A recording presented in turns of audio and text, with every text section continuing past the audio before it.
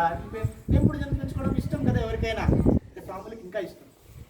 కరుణ, ప్రేమ, మాతృత్వంతో వాటిని పెంచుకుంటూ పోషిస్తుంది. అంతకుముందు జరిగింది ఈ స్టోరీ.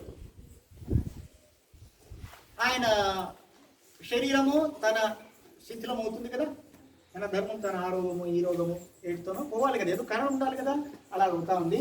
శిష్యులంతా బాధపడుతున్నారు, అయ్యో స్వామీజీ ఆరోగ్యం క్షీణిస్తూ ఉంది అని డాక్టర్లు చూపించాలా వద్దా? డాక్టర్లు వేలూరు మఠంకి వస్తారు, వివేకానంద చూడడమే వాళ్ళ భాగ్యం కదా. సో ఆ విధంగా వచ్చి సేవలు చేస్తారని చేస్తారు. అప్పుడు డాక్టర్లు అన్నమాట ఇది ఈ మధ్య తెలిసింది నాకు.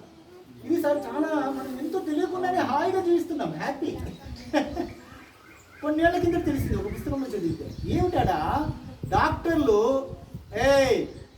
కుంభకర్ణ శిష్య, కుంభకర్ణ శిష్యుడా వివేకానంద శిష్యుడా? వివేకానంద శిష్యుడు అవ్వాలి. ఓకే స్ట్రైట్ వినండి.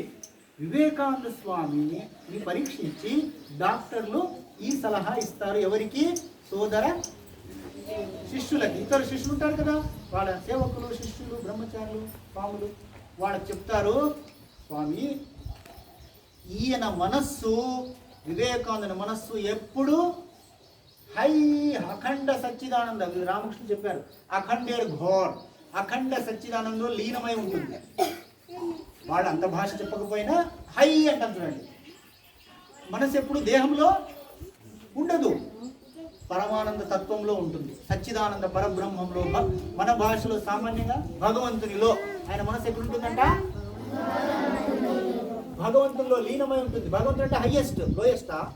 కింద ఉంటుందా? ఉన్నతంగా అంటాం కదా, దేవుడికి తెలుసప్ప. చదువు రానివాడు కూడా అంటారు కదా సామాన్య, దేవుడికి తెలుసప్ప. సో భగవంతుల్లో ఎప్పుడు ఆయన మనసు ఎగిసి ఉంటుందంట, పైబాగుతూ ఉంటుందంట, కిందకు రానే రాదు. మరి శరీరంలో ఉండే రోగం బాగా కావాలంటే మనసు శరీరంలో రావాలా వద్దా? అర్థమవుతుంది కదమ్మా. Try to understand, you will become great. ఎంత గొప్పవాడు వివేకానందుడు. శరీరంలో మనసు పెడితేనే కదా రోగం మానమయ్యేది, మెడిసిన్ పనిచేసేది. Yes or no? ఆయన మనసు ఎప్పుడు భగవంతుల్లో లీనమై ఉంటే రోగం బాగవుతుందా? మెడిసిన్ పనిచేస్తుందా? లేదు కదా. అప్పుడు వాళ్ళు ఏం చెప్తారు, ఈయన మనస్సు ఎప్పుడూ భగవంతుని వైపే లాగుతుంటుంది, దీన్ని శరీరంలోకి తీసుకురావడానికి పెంపుడు జంతువులను ఇవ్వండి. నాకైతే షాక్ అయిపోయిందండి. వెయ్యింతలో భక్తి పెరుగుతుంది కదా. అర్థమవుతుందమ్మా? కాకపోతే మెల్లమెల్లగా టీచర్లు అర్థం చేయించండి అమ్మా. తన మనస్సును శరీరంలోనికి రావడానికి ఈయనకు పెంపుడు జంతువులు ఇవ్వండి.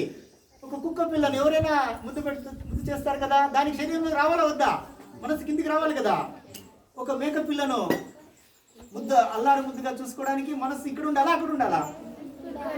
ఇక్కడ ఉండాలి కదా, దేహంలో ఉండాలా. శరీరంలో నేను శరీరం అనే భ్రాంతి రావాలి, శరీరం అనే ఇది రావాలి, స్పృహ రావాలి.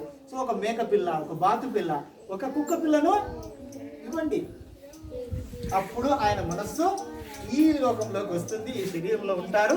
అప్పుడు మేము ఇచ్చే మెడిసిన్ బా, నాకు ఇంకేమొద్దు సార్, ఇది ఒక ఇన్సిడెంట్ చాలా ఆయన పూజించడానికి జీవితం అంతా. ఇంత గొప్ప గురువు, ఇంత గొప్ప ఆధ్యాత్మిక తత్వవేత్త, శాస్త్రవేత్త, గర్వించాలా కాదా? మనము వివేకానంద శిష్యులుగా గర్వించాలి కదా. बोलो स्वामी विवेकानंद महाराज की, माता विवेकानंद की, पूर्ति प्रदाता विवेकानंद की, देश भक्ति प्रदाता विवेकानंद की, भरत माता मुद्दु बिड्ड विवेकानंद की।